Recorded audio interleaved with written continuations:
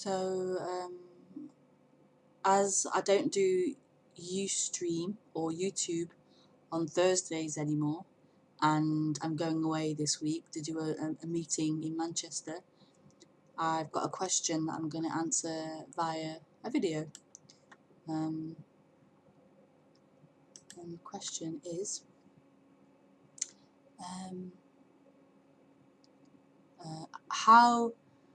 how do you view the wars and other human violence going on in the world? Do you think this is something that will end for humanity when separation ends? Thanks. How do I view,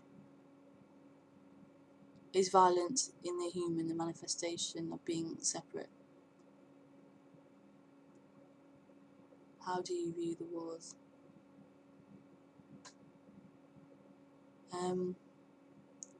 It's quite a big thing, this question, this subject.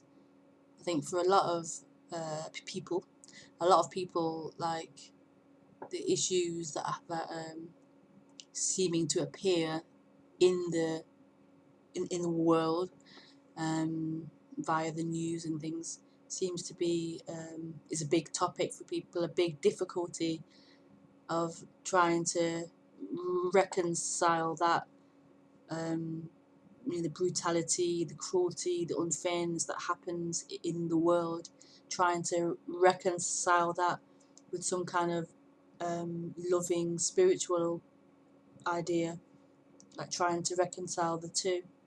So it's a big a big subject or a big issue for many people. What was it? So what was it? I've forgotten it already. Yeah, so is violence in the human a manifestation of being separate? I think as animals, as human animals, there's going to be violence. There's going to be murder. There's going to be arguments and disagreements that may then roll into fighting and may roll into killing or something. There's going to be killing. There's going to be disagreements and stuff like that happening. So that's violence in a way. It's not. It's just a part of being an animal. A part of this world, this manifestation, is the birth and destruction. Is the birth of life, but also the end of life. So there's not going to be just birth or just blossoming. There's going to be destruction as well. So in a way, no, this is just part of this, part of the opposites. Excuse me.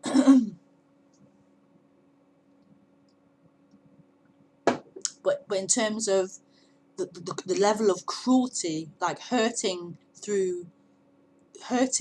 in a cruel way or a brutal way or a vindictive way, like hurting someone intentionally with a hatred, that is part of separation. That is part of I am separate and you're the problem, and I'm going to punish you for making me feel this way.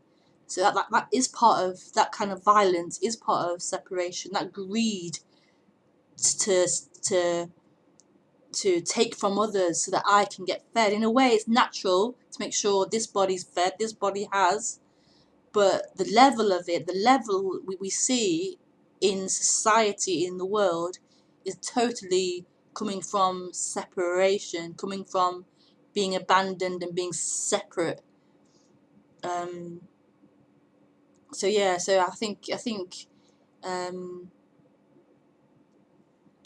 like you asked, like is that something that will end for humanity when separation ends? I think definitely there will be a change.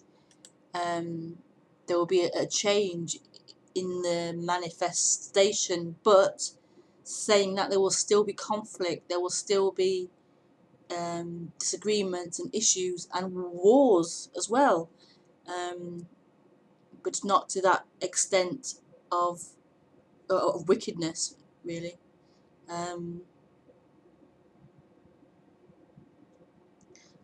But I want to add something else as well. Like that the issue isn't out there. The issue isn't out there in the world.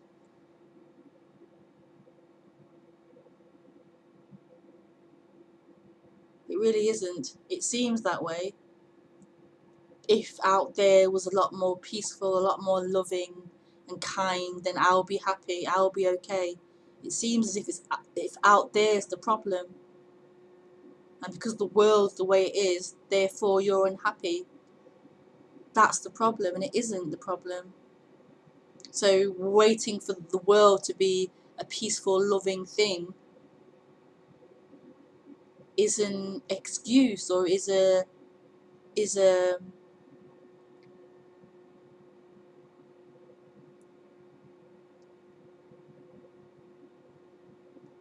really the issue.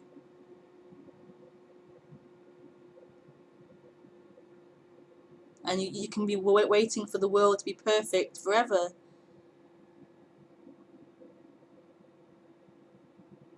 Your happiness or freedom isn't found in the world looking a certain way.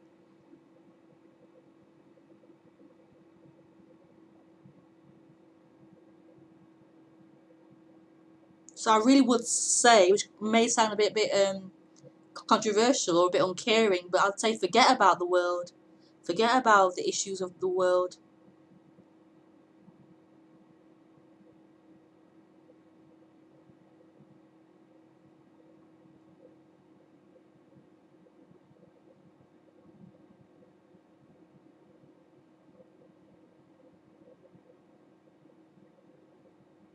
Not in an uncaring way. It's nice to support causes and to stand up for wrongdoing. I'm all for that in a way, but I'm just saying in terms of freedom,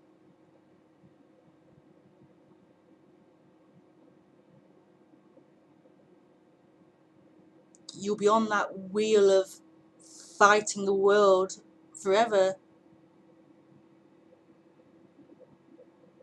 Your freedom is regardless of what's appearing.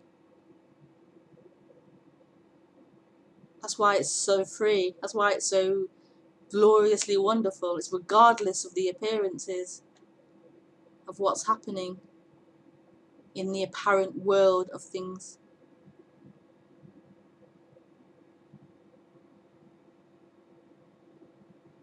It's so beautiful. So it isn't saying stop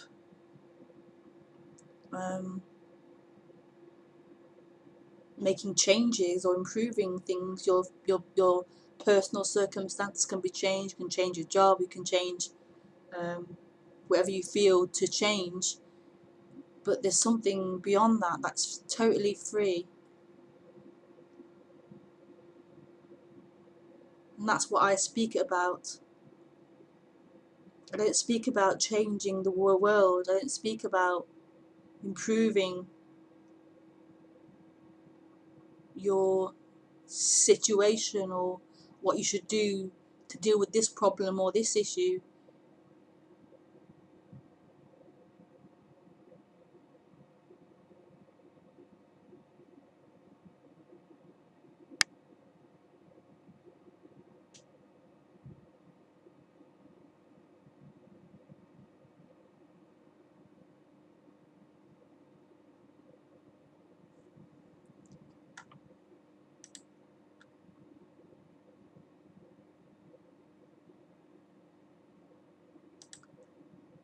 Thank you for your question.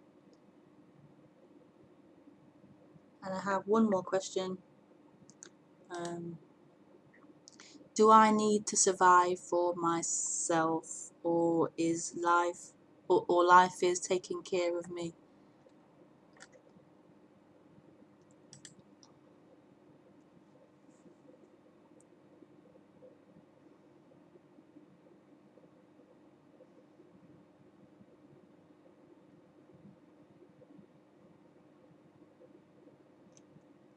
Well, what I'm speaking of is that me, who feels as if it is being taken care of or not being taken care of, the you who feels as if it has some kind of choice in that,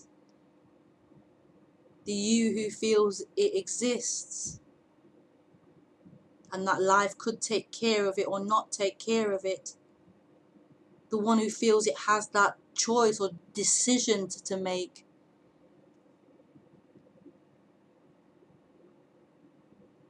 This is the one that's being, the spotlight's being put on. Who is this one? So the answer to that is kind of, you want an answer like you should, what was the question? You should take care of yourself, you should try and survive, or you shouldn't. It's not really about that. It's not really about answering that and giving you a yes or a no. It's about who's this one who feels it exists.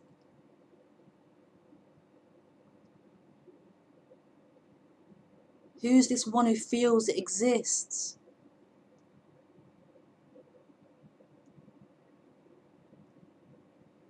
This one's being brought to the forefront and said, and being spoken to and saying, who are you? Who is this one who feels it exists, that it is someone?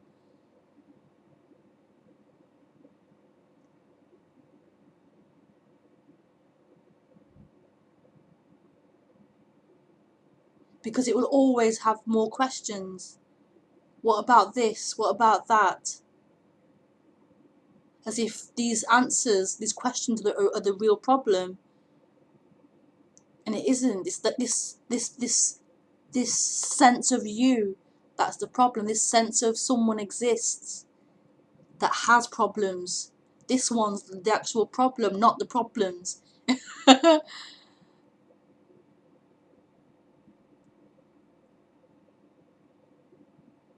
So there is just life. There isn't a you who needs to survive or work things out.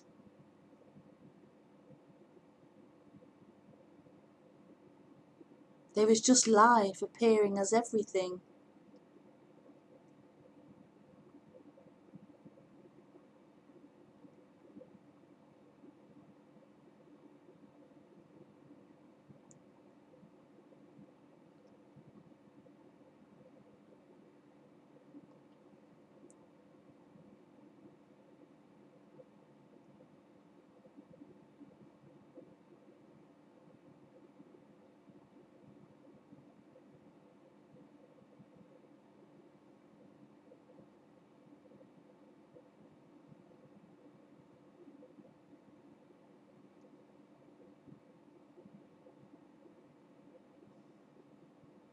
Thanks for your question. Bye.